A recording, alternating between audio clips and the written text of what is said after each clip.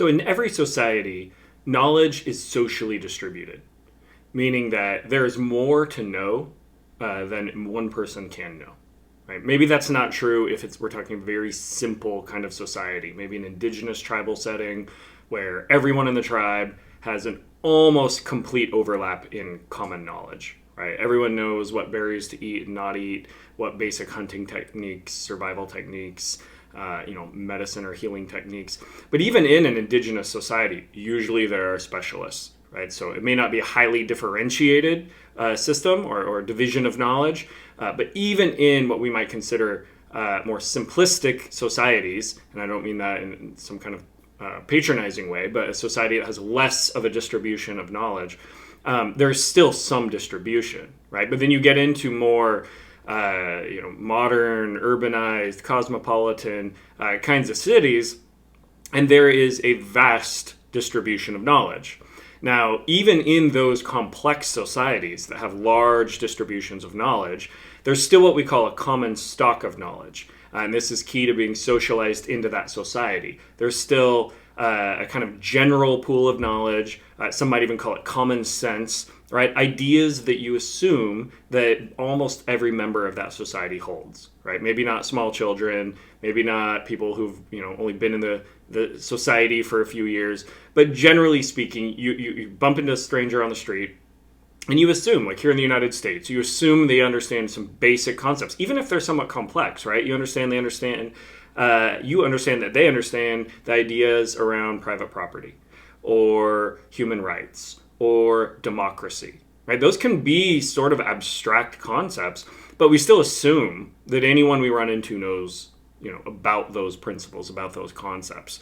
So there is a common stock of knowledge in any society. Now, the common stock in one society may have some overlap, but it does not in any way need to be the same as the common stock of knowledge in a different society, both cross time or location, right? So every society has a common stock that all of its members share most of, right? But then, and that can vary, like I said, across societies, but built on that common stock then are layers of specialty knowledge. The specialty knowledge, it can vary in sophistication based on how developed the institutions of that society are. Right, so back to our indigenous tribe example. Let's think about the societal need for healers, for the sick or injured. Maybe there's only one kind of specialty knowledge, and it's the witch doctor or something, and they know about herbs and plants and some of these various remedies. Now maybe it's quite complex, and there's apprentices and then master level or something. Now compare that to like our modern medical system here in the U.S., where the layers of specialty knowledge around healing or medical interventions is much more stratified, right? So there's home remedies that somebody might know. Then there's somebody who's a nurse, say, go down to the urgent care, the minute clinic, and then of course there might be a general practitioner doctor. Still above that, some kind of specialty surgeon. Still above that, some kind of medical devices or pharma research scientists. And so the specialty knowledge has many layers. And even if somebody chooses to go beyond the common stock of knowledge about medical care, right? Many of us know some basic medical care. There, you can get specialty knowledge and still have others be far more expert in that specialty knowledge than you. Now, this division of labor in knowledge has a few effects in a society. One, it reinforces institutional legitimacy of the institutions that have those higher and higher layers of specialty knowledge, right? So when we talked about the layers of legitimation for institutions, right? Layer 3 was full-time practitioners whose job was to create and teach or spread the specialty knowledge of that institution. Now, the higher the levels of specialty knowledge, that adds a kind of institutional legitimacy to that institution, and can reinforce even greater specialization, because those people on that cutting edge are making new forms of specialty knowledge, and that proliferates, right? So now there's not just surgeon separate from medical doctor, but different types of subspecialties of surgeons, and right, things can continue to proliferate. this has some benefits and this has some drawbacks to society. So, I mean, it's on one hand, it's necessary to have a division of knowledge if you want your society to get bigger and more complex, and you want, certain achievements and advancements, right? We can't all know everything. As great as it might be to think back to the earlier years of science where they, they're Renaissance men or whatever, where they know lots about lots of different fields. That's not as practical. If you're going to train your electrical engineers in philosophy, in ancient literature, and in writing computer code, that might be impressive, but we're probably more benefited as a society to let people specialize and really go deep in their unique, knowledge domains. So there are advancement opportunities for a society to specialize.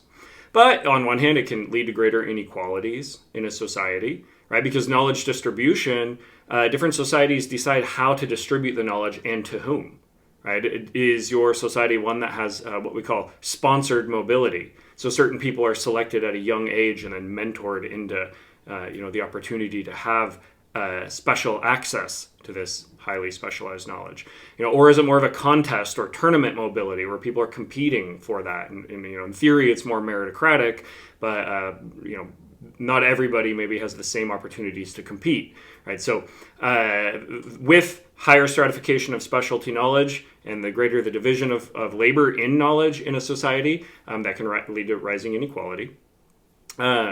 But it also can lead to a kind of willful ignorance. And some of it is, you can't help it because you can't know everything, right? You have to just trust the experts on certain things. But to what degree do you, where all do you put that trust, right? It's kind of common on the internet. People are like, oh, do your own research. Like, okay, you can Google around, but you don't always know exactly who to trust.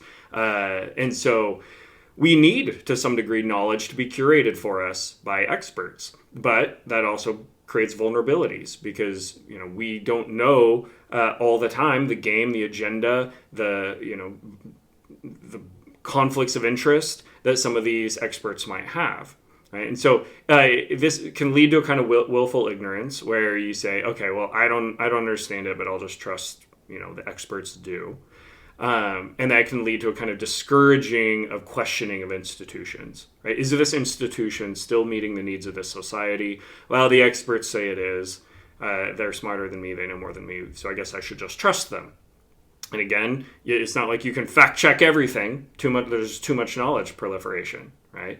But we do need people trying to ask questions and fact check different institutions and institutional experts.